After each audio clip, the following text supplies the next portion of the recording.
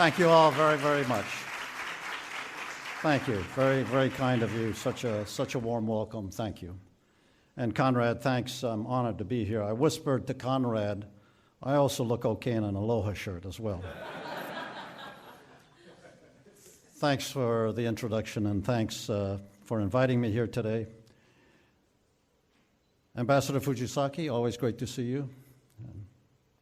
We await the news on the cherry blossoms this year.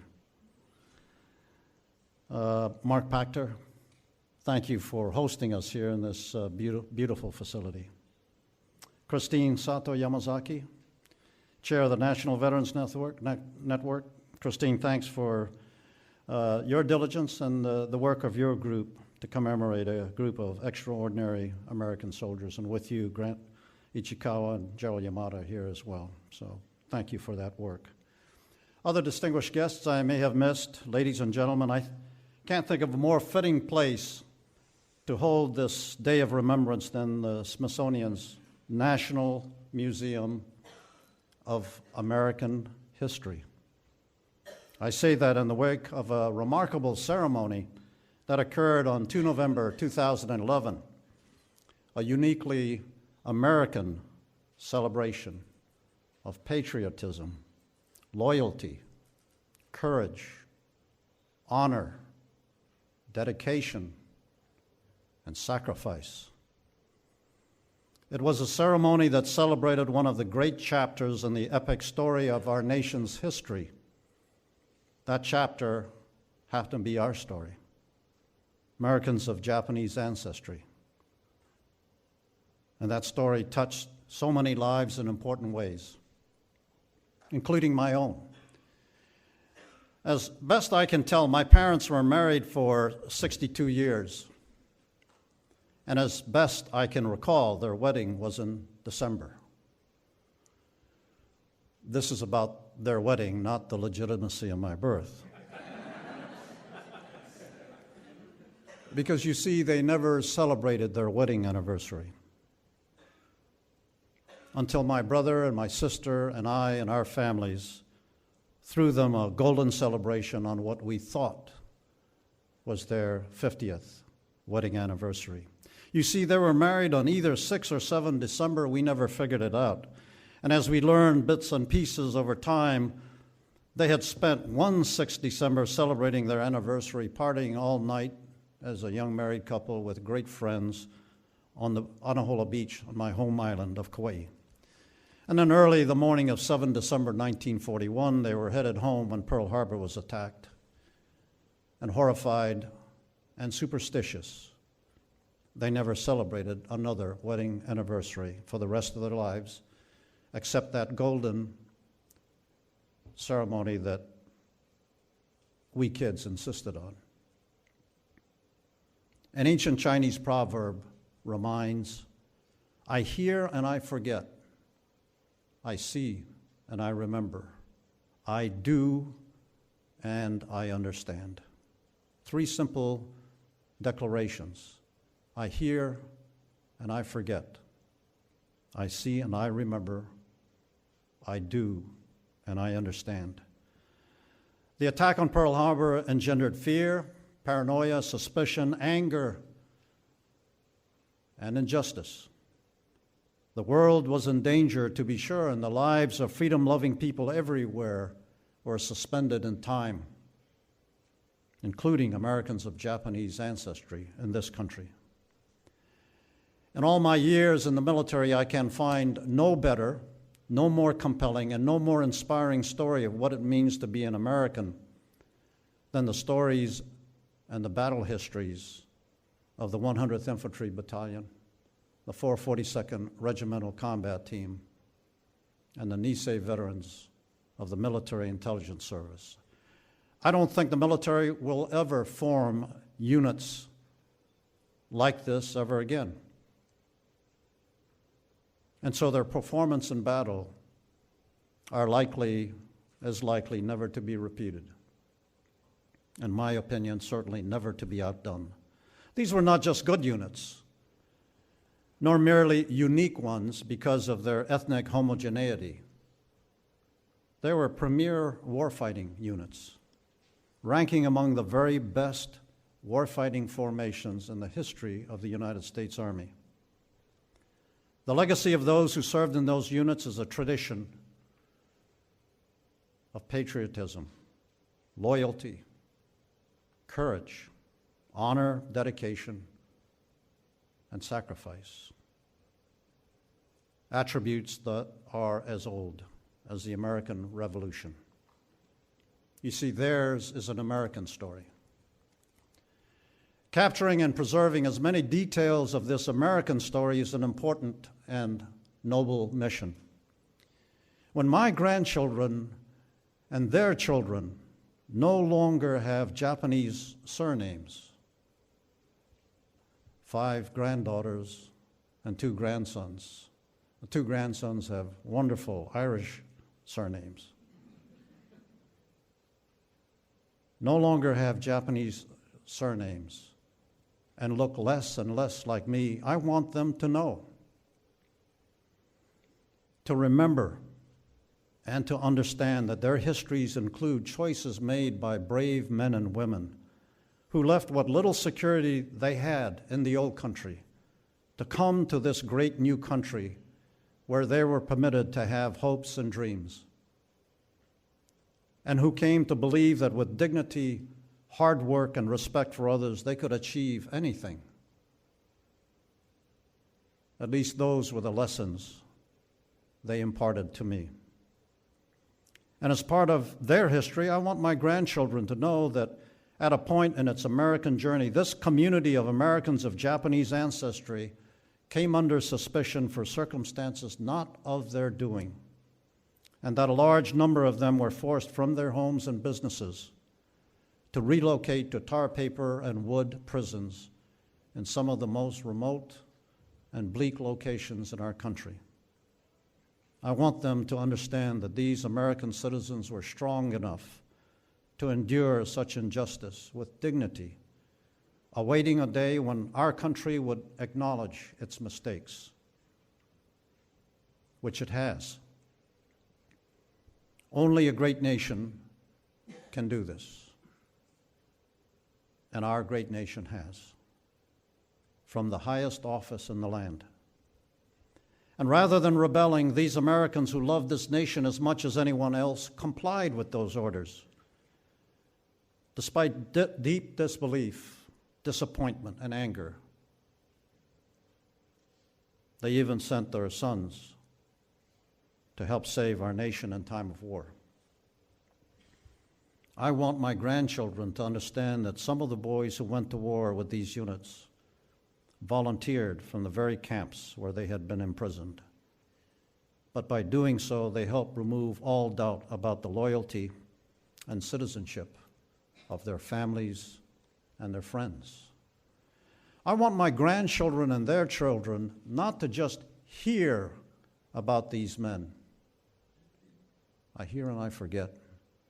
I want them to be able to go someplace to see, to touch, to understand that the boys who went to war in the 1940s not only accomplished their purpose, but in doing so served with such distinction that 21 of them were awarded the Medal of Honor, our nation's highest decoration for heroism.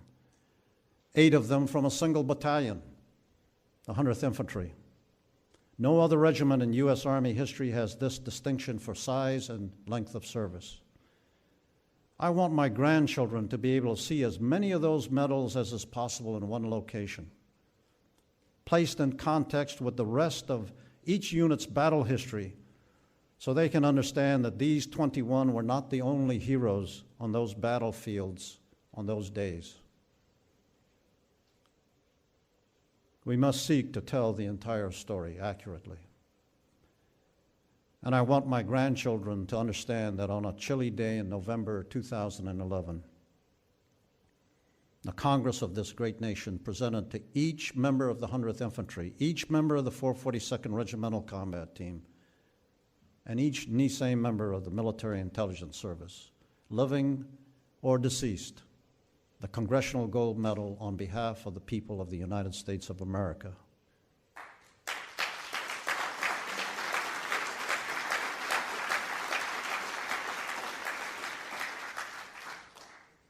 And unless someone takes up this education mission, I'm not sure where our great-grandchildren will go to see, to touch, to understand this important legacy they will have inherited.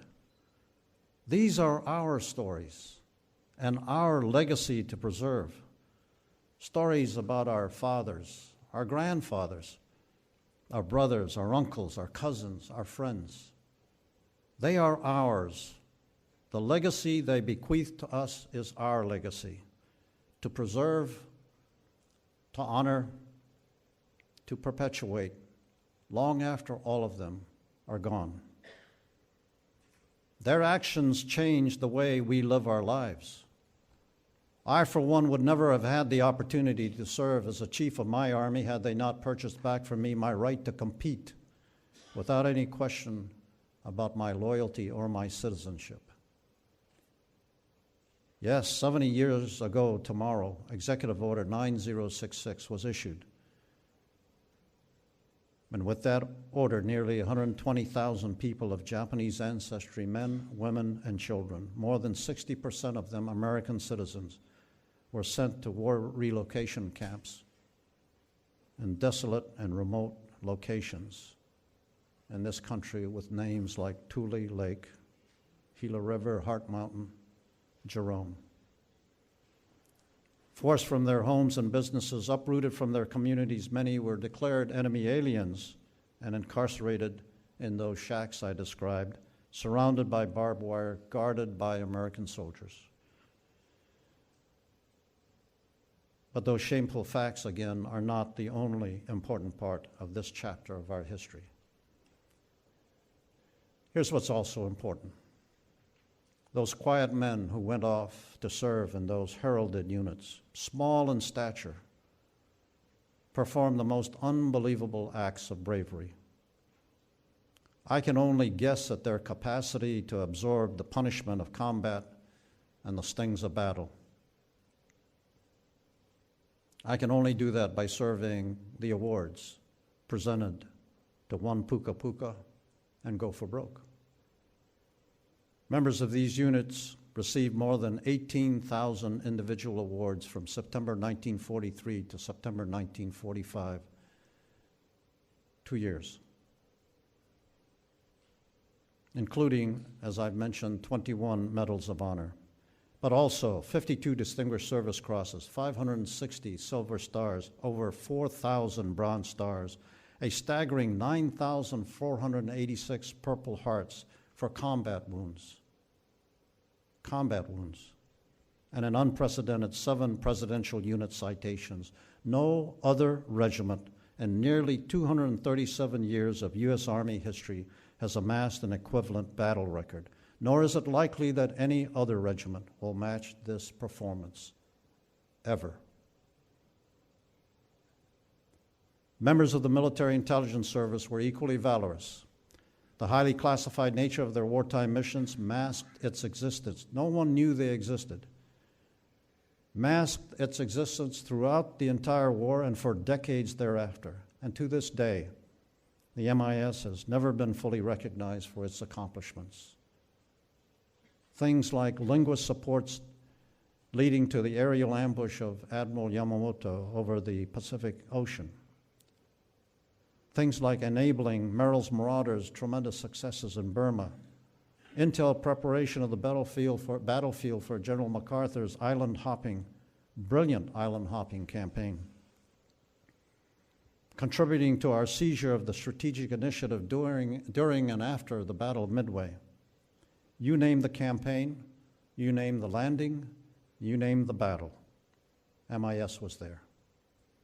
And finally, contributing immensely to the democratization of post-war Japan, one of our closest and staunchest allies today. As heroically as the men of all these units fought during World War II, what they did following the war was equally important. They came home to help put America on the road to greatness, providing leadership in government and business and religion and education and science and in so many other ways that they left their mark on this country. They brought back a tremendous sense of service, of sacrifice, and of having served something bigger than themselves. And they imparted that sense of service to the rest of us. They were tolerant for views in politics different from their own, born of the intolerance they knew of in internment camps in this country and of what they saw in concentration camps and other parts of the world that they helped liberate. Places with names like Auschwitz and Buchenwald and Dachau. And they understood the ultimate responsibilities of citizenship, of fair play, respect for the dignity of our flag and for all who pledged allegiance to it.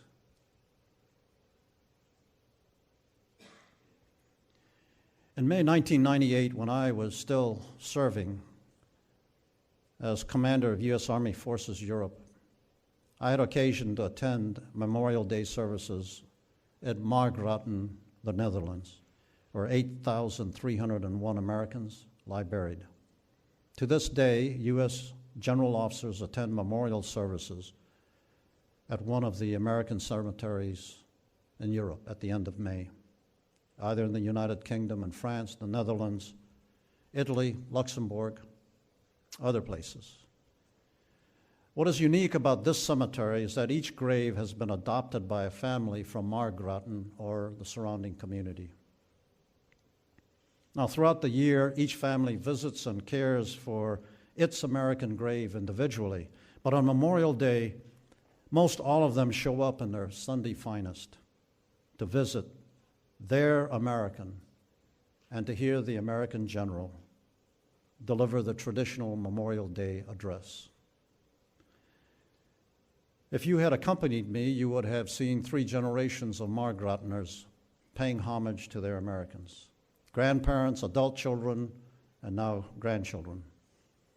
And it fell to the youngest to do the small rites of respect and devotion, the washing of headstones, the placement of flowers, the tidying up of graves, while the adults stood, supervised. You could see these were tasks passed from one generation to the next over the years since World War II. Here's what's also important to remember about the people of Margraten. None of them have ever met the American they adopted. There is no blood, no personal tie. Most only know a name on a headstone. Others may have, through some effort to research, may have figured out where that American came from. But they all embrace their Americans because of what they and millions of others did more than 7 decades ago to change the way Margrateners live today. I was fortunate enough to return to Margraten in May 2010, about 12 years after my first visit. I must admit, during my first visit, I wondered if I were to come back again to Margraten, whether I'd see the same kind of respect and homage being paid. I went back the second time in May 2010 as President Obama's representative, leading a U.S. delegation to Northern Europe to celebrate the 65th anniversary of the end of World War II in Europe. The scenes replayed exactly as they had been 12 years earlier. 12,000 Margrateners came out to pay respect to their 8,301 adopted Americans. Everything was exactly as I remembered it, except there was another new generation of young Margrateners learning their tasks. As a community, they get it. It's about the doing. They understand this communal act of devotion. They get it. I hear and I forget. I see and I remember. I do and I understand. How do we want to remember the boys who went to war for us? Where do we want our grandchildren to go to remember them? How do we want the story told? And how do we convey to them that their past histories and future opportunities were made possible by brave ancestors who paid it forward, believing that with dignity, with hard work, with sacrifice, and respect for others, all things are possible? And how do we ensure our future generations are strong enough to endure hardship and challenge, much as our past generations have, with dignity, with perseverance, and with sacrifice? It's been an honor to be here with you this afternoon. God bless our young men and women who serve in uniform today. They continue a tradition that those young men who went off in the 40s were part of. God bless our veterans, and may God continue to bless this wonderful country of ours. Thank you all very much.